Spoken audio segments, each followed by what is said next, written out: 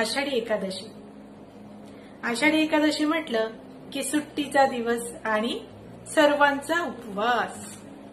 बरं, उपवास असला की आपल्याला छान छान फराळाचे पदार्थ खाण्याची इच्छा असतेच। आपण एकमेकांना म्हणतच असतो की नाही, एकादशी दुप्पट खाशी।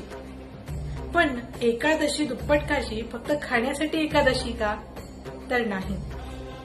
माझ्या चिमुकल्यांना माहिती व्हायला पाहिजे की आषाढी एकादशी नेमकी आहे तरी काय।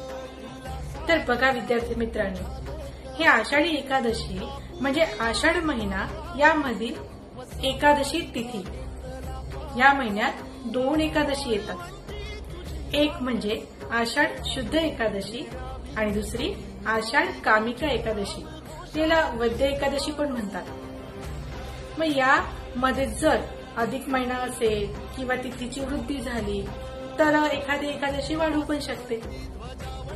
आता ही तर झाली अत्यंत महत्वाची माहिती, पण आषाढी एकादशी साजरी कशी केली जाते? तर आपण आपल्यापर्यंत काय मर्यादित असतं किंवा आपण लहान तुम्ही सगळे लहान आहात म्हणून तुम्ही काय बघतात की मम्मी खूप सारं फराळाचे पदार्थ करते आहे आणि सर्वांनी उपवास केले आहे आणि सर्वांचा उपवास आहे म्हणून त्याच्यात आपलाही उपवास होऊन जातो। पण एकादशी म्हणजे फक्त उपवास नाही, तर ही एकादशी साजरी कशी केली जाते? तर महाराष्ट्रातले कान्याकोपऱ्यातून वारकरी किंवा भाविक लोक हे पंढरपुरात येतात। बरं, ते काही येतात तर असे बस वगैरे किंवा मग ट्रेनने येतात का? तर नाही, ते पायी चालत येतात।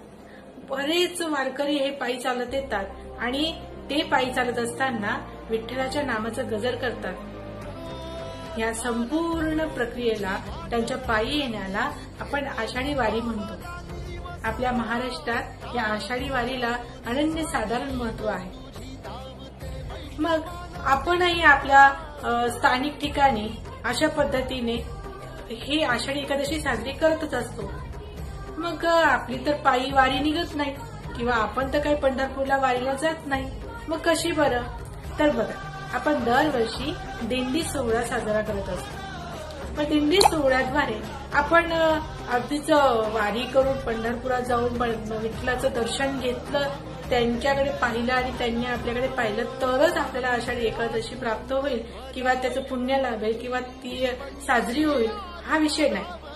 आपण आपल्या स्थानिक पातळीवर जो दिंडी सोहळा घेतो त्याच्यामध्ये आपण विठ्ठल नामाचा गजर करतो आणि आपली पालखी सजवतो। छान आपल्या सर्व परिसरात आपण त्या विठ्ठल नामाचा जयघोष करतो। ही पण आपल्या स्थानिक पातळीवरची एक छान वारीच आहे आणि म्हणूनच आपण दरवर्षी घेतली जाणारा हा दिंडी सोहळा याही वर्षी आपण साजरा करणार आहे। पण तुमच्या मनामध्ये प्रश्न पडला असेल की दरवर्षीप्रमाणे आपण ह्याही वर्षी हा दिंडी सोहळा का साजरा करणार आहे आणि कसा साजरा करणार आहे? कारण आपल्या अवतीभोवती एक महासंकट आलेलंच आहे।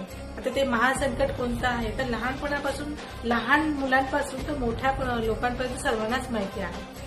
ते संकट म्हणजे कोरोनाचं संकट। पण कोरोनाच्या पार्श्वभूमीवर सुद्धा आपण आपला हा दिंडी सोहळा साजरा करू शकतो। तो कसा आपण साजरा करू शकतो काय? आपण साजराच करूया।